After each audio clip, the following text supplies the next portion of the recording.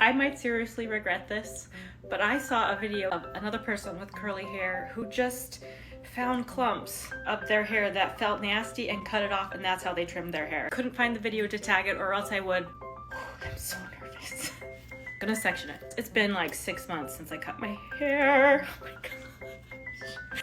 I basically she just kind of cut off the parts that felt nasty. We're all crinkled. I feel like this might be a really dumb idea.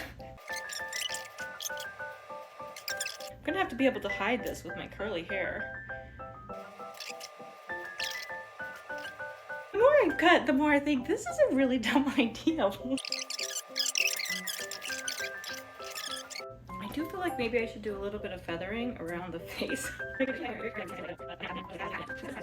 That actually does feel a lot better. Will it dry faster if I go like this? Was that sexy? You all know we make fools of ourselves in front of the mirror. Honest review. I think it worked. I'm decently surprised. It just feels nicer. It obviously needs some more moisture or protein or something up here. I know I have that problem. I would do it again. I think I'm gonna do it again.